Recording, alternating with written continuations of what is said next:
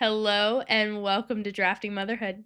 I'm your host, Micaela Burnham, and today's episode marks the 20th episode of the show and the season 1 finale. Now, I started the show about 4 months ago, and I truly did not have a long term goal. I had a general plan for how I wanted the show to sound. I had my whys, of course, for starting the show, which we'll get into later.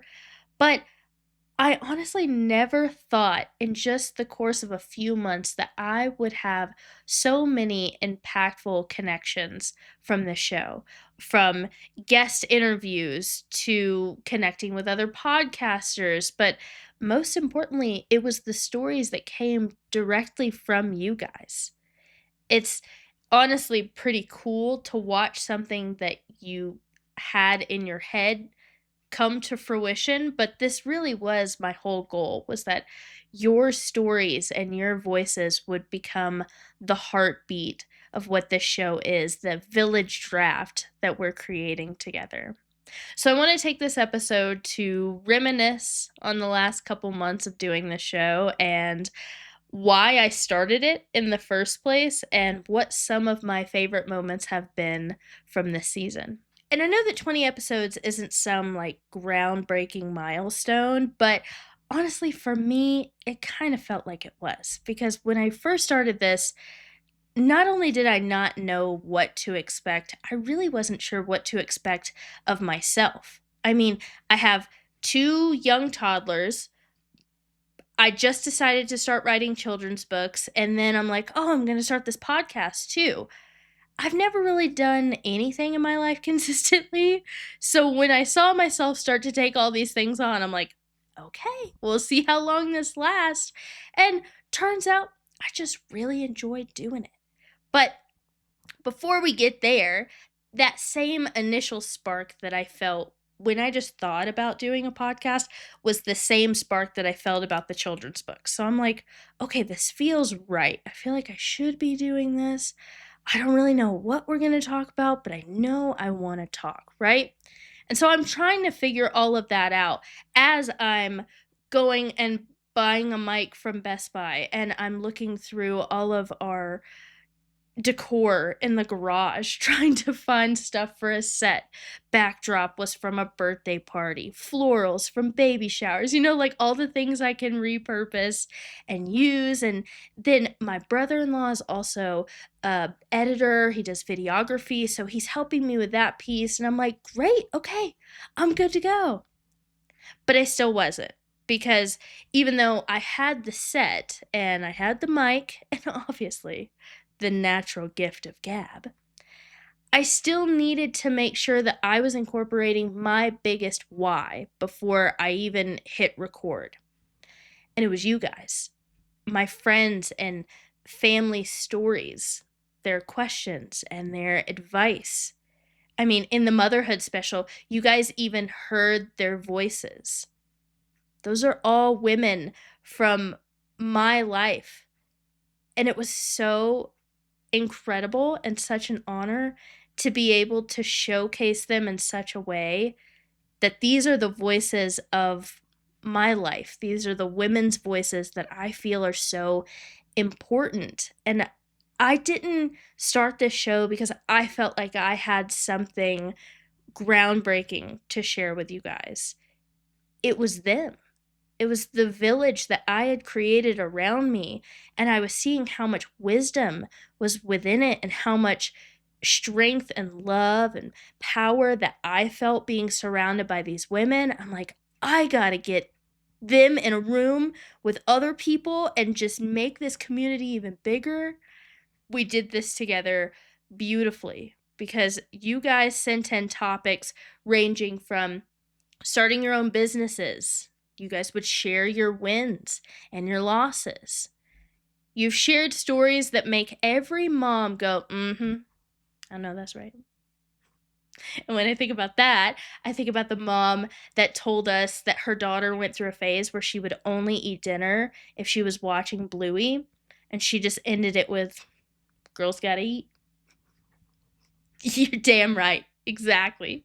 I don't know, we all do these things that we're like, "Whatever, we gotta survive. If that's what it takes, it's fine." Or maybe you resonated with the mom that that had her neighbor bring her kid back to her, that kid that she thought she had just placed down for a nap and was like, "You know what? I think I'm gonna get some chores done." She wasn't even relaxing.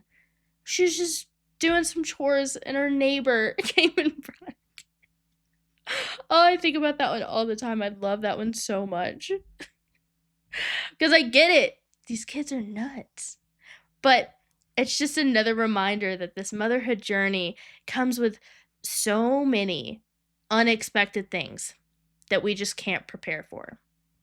Sometimes they're good, sometimes they're funny, and sometimes they're not. You guys share those stories too. I found that it doesn't matter how many parenting books we buy, there are things that every one of us is surprised by in motherhood. And sometimes those surprises are shocking or even life changing. From the episode Building Emotional Resilience, our guest shared her story about her son suffering from seizures and having to have brain surgery right after his kindergarten graduation. What his mother experienced can only truly be understood by those who have gone through it. And I don't take that lightly. Every time someone sends me a story, whether it's hilarious or it's heartbreaking, you guys are trusting me with a little piece of your lives. And I really appreciate that level of vulnerability. And often, your stories are weaving very similar threads. Ones that I resonate with are I lost myself a little bit in motherhood. I struggled mentally at some point in my motherhood journey. And that's what the heart of this space is. It's a place where women can come and just feel seen or seek guidance of other women who have gone through their situations and struggles and they've found light at the other end of that tunnel. Because in earlier episodes of the show, I would pour myself into research in hopes of giving you guys credible sources to say, look, there is a light. You see, you're not crazy. Let me grab this research and this expert can tell you that you're not crazy and they can show you that there is a light. And don't get me wrong, I still really enjoy doing that. If there's a topic that I'm even slightly interested in, I'll lose myself in the research. I will follow the rabbit. Like the blue zones from the Chef Mommy episode, I will always be that weird person that brings up the blue zones. I find them so fascinating.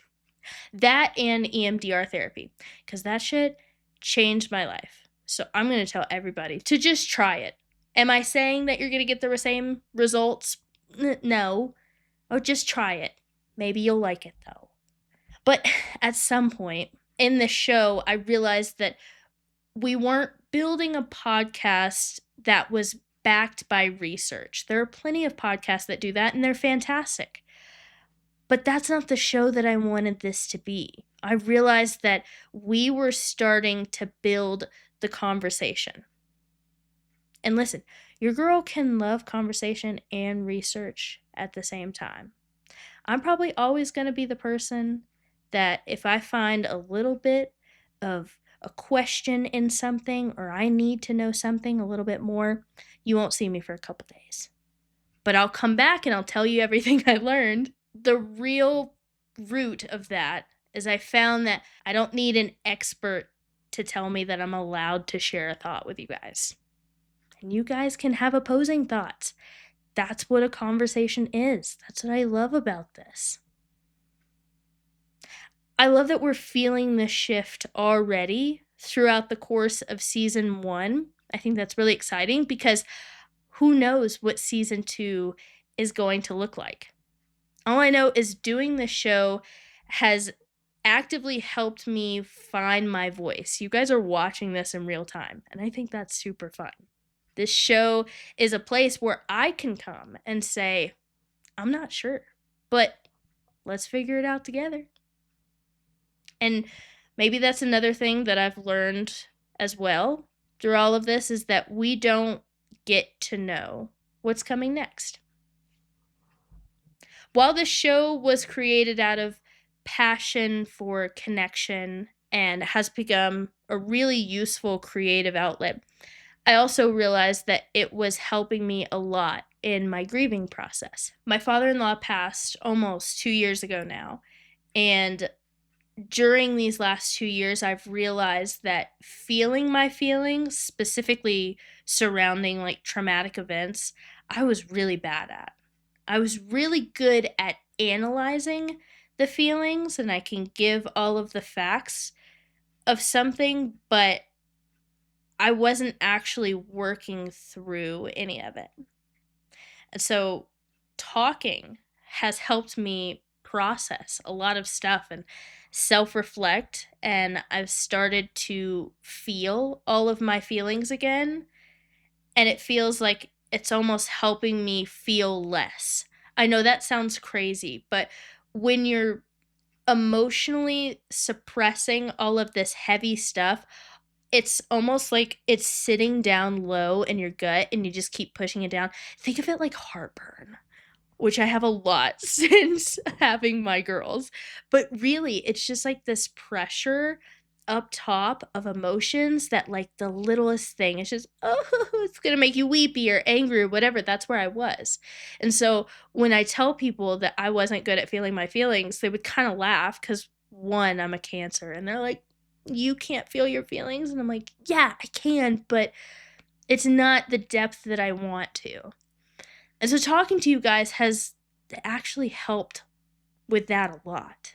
I'm able to feel all of these feelings because I'm self-reflecting, and then I'm journaling about it, right? I'm writing these things down, and then I'm literally just like turning on the mic and regurgitating my diary back to you guys. You know the song, 'cause these are words on my diary, screaming out loud. You know, that's how it feels sometimes. But it's kind of fun. It's kind of silly. I don't know. Sometimes it's like talking to a friend. Sometimes I do remember that I'm just in a room by myself talking to a camera. But if there's one person that hears this and is like, I want to start a podcast. I want to talk about stuff. Like, I want to work through some things. Maybe I can just look at a camera and talk, and somebody else is going to resonate with that. Um, that's the whole reason I'm doing this. If it helps one person, cool. I really enjoy doing this with you guys. I like talking about the deep shit, random stuff, like the blue zones, just everyday life. And it honestly wasn't until I sat down and started writing this episode that I realized why this form of therapy has been so impactful for me. It was 11 years ago, and my now husband and I had just started dating. And I would remember going over to his parents' house, and we'd be sitting at the dining room table. And long after everyone had finished their meals, we would still be sitting there just talking. And since me and my husband, now husband, started dating pretty much out of high school, his parents like raised us during that time in our life, that very young adult moving into adulthood. I would say they raised both of us. So there were plenty of nights where Grady and I would just openly talk about things that he and I were struggling with together in our relationship, or communication, and why we're not understanding each other, whatever it was. And his parents would just listen. And then they would give us advice, or they would share their own experiences. And it honestly, that kind of love and connection and communication, it changed my life. And it changes the way that he and I still interact to this day. But the thing that stuck with me the most from all of those conversations was my mother-in-law would look at my father-in-law and say, Dada, do you have anything else to add? And he would just kind of smile and nod, and he would think for a moment like he was going to say something new. But he would just say, just keep talking.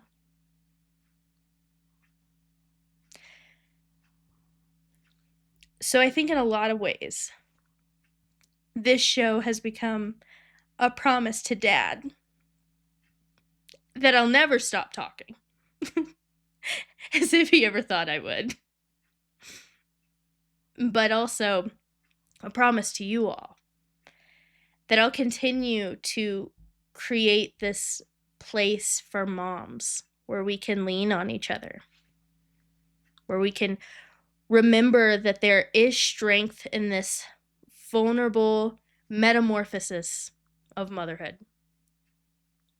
And most importantly, that our stories have power, even when our voice shakes.